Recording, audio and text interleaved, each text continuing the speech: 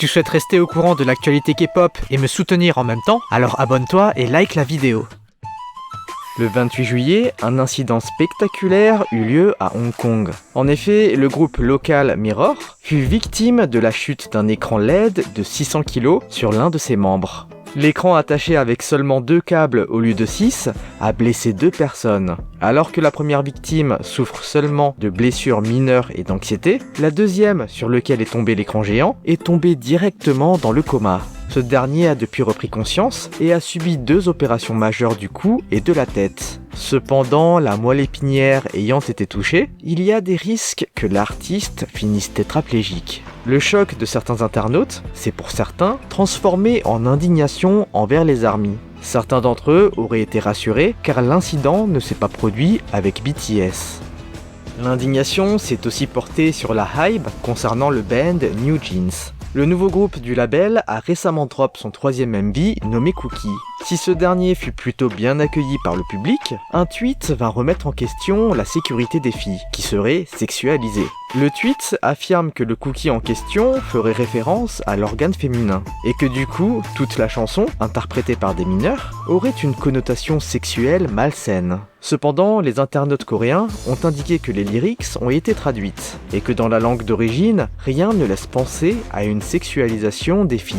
Sauf que les accusations de sexualisation de mineurs proviennent également plus largement de Min Hee-jin, qui est à l'origine de New Jeans, mais qui aurait aussi un comportement assez controversé sur une supposée pédophilie. En effet, tous les films et photos conceptuels considérés comme la référence de Min Hee-jin pour la création de New Jeans sont toutes des œuvres mettant en scène des mineurs avec des majeurs. Résultat, une partie des internautes demande à ce que les filles soient protégées et ne soient plus hyper sexualisées. Allez, place aux actus feel good.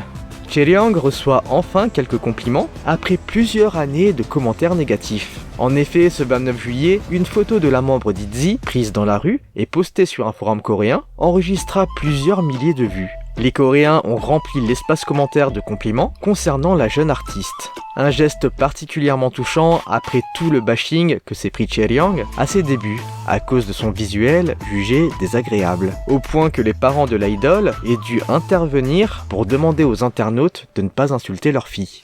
Xiaoting aussi fait face à une avalanche de compliments suite à sa performance pour Isaac. Durant l'enregistrement de l'émission, Xiaoting fut filmé durant la performance de danse sportive. Et la vidéo fit un énorme buzz sur les réseaux, en dépassant les 4 millions de vues sur Twitter.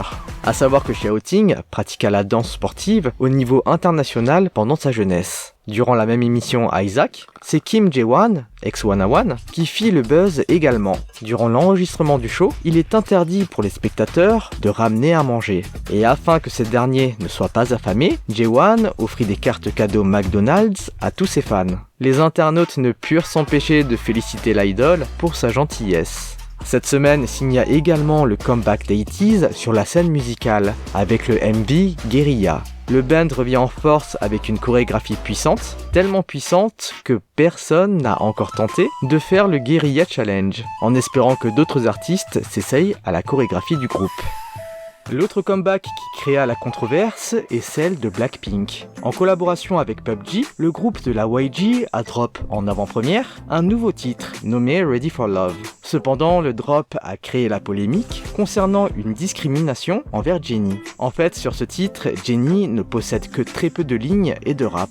Étant la main rapper du band, les fans de l'artiste se plaignent de la voir autant délaissée, tandis que c'est Lisa qui performe la partie rap de Ready for Love, alors qu'elle occupe la position de main dancer. Les OT1 de Jennie attaquent Lisa pour avoir vraisemblablement volé la partie de Jennie. Résultat, les Lilies attaquèrent le fandom de Jennie et affirment que Lisa s'est occupée du rap car cette dernière rappe mieux que Jennie. Certains Blinks, eux, trouvent cela curieux que Jennie n'ait pas de rap sur ce titre et n'attaquent pas Lisa pour cela, mais plutôt le label, qui n'aurait pas géré la distribution des lyrics comme il aurait fallu. Bon les amis, comme d'habitude on se retrouve la semaine prochaine pour une nouvelle vidéo. En attendant, lâchez votre like, abonnez-vous et activez la cloche. Allez, on se dit à toutes et bye bye.